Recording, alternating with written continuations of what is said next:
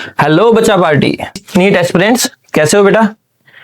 अपने रीनीट का पेपर हो गया है ना। एनटीएनएफ जो आंसर की है वो भी रिलीज कर ली, ऑब्जेक्शन भी आपने लगा लिए। अब एक फाइनल आंसर की का वेट है और उसके बाद में रिजल्ट। ठीक है, लेकिन रिजल्ट के बाद में क्या, कुछ बच्चे ऐसे हैं जिनकी जो है क्वेरी आती है कि सर कौन कौन से सर्टिफिकेट चाहिए हमें, कौन कौन से कलेक्ट करके रखने हैं, हमारा सिलेक्शन तो हो रहा है लेकिन ये सर्टिफिकेट हमें मिल नहीं रहा है ना। जैसे कुछ बच्चे एडमिट कार्ड जो है वो एग्जाम देने के बाद में कहीं पर भी रख देते हैं, उनको एडमिट कार्ड की भी जरूरत पड़ती है काउंसलिंग के अंदर। तो कुछ डॉक्यूमेंट है, उसकी एक लिस्ट बनाई है हमने जो अपने काउंसलिंग के अंदर बहुत ज्यादा जरूरी है, रिक्वायर है। देखना बेटा, जैसे अपना एडमिट कार्ड है रीनीट का, है ना। रीनीट का रिजल्ट जिस टाइम आएगा, यानी रैंक लेटर जिसको अपन कहते हैं, 10th की मार्कशीट, यही अपना बर्थ सर्टिफिकेट है कि आपका जो जन्म है, आपका बर्थ है ना, किस टाइम हुआ था, इस अर्थ के ऊपर बर्थ आपने किस टाइम लिया था, वो वाला अपना बर्थ सर्टिफिकेट है जो 10th की मार्कशीट के रूप में होता है।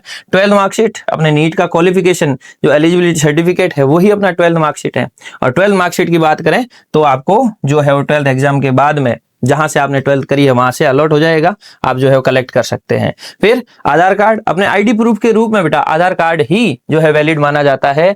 इन सब की आपके पास में 3 to 4 सेट यानी कि जेरोक्स होने जरूरी है, ओरिजिनल भी होने जरूरी है, इस चीज का ध्यान रखना। नेक्स्ट बात करते हैं पासपोर्ट साइज फोटोज की। पासपोर्ट साइज फोटोज अपने पास में बेटा कितने होने चाहिए, 12 to 14 जो है वो पासपोर्ट साइज फोटोज होने चाहिए। फोटोज वही होने चाहिए जो आपने एडमिट कार्ड के ऊपर पेस्ट किए थे।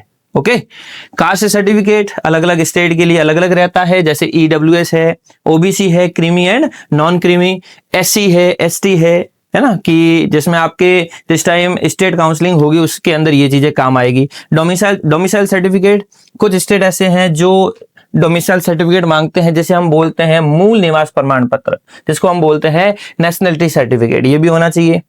कैरेक्टर सर्टिफिकेट, आपने जहां से 12th करी है, जिस स्कूल से करी है, वहां से आपको जो है वो अपनी मार्कशीट के साथ में कैरेक्टर सर्टिफिकेट भी मिल जाएगा जो आपको रिप्रेजेंट करेगा कि आपका जो है वो बिहेवियर किस ढंग का है या किस ढंग का था।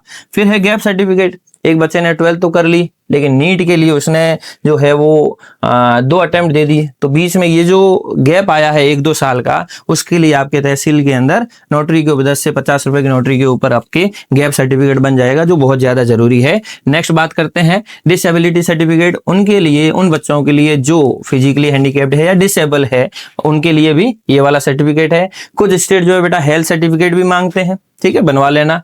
इनकम सर्टिफिकेट, आपके पेरेंट्स की एनुअल इनकम कितनी है, वो इनकम सर्टिफिकेट भी जो है वो होना जरूरी है। ये कुछ डॉक्यूमेंट्स की लिस्ट है जो आपके मार्क्स अच्छे हैं, जिनके भी 400 से ऊपर है, उनको काउंसलिंग में बेटा पार्टिसिपेट करना चाहिए।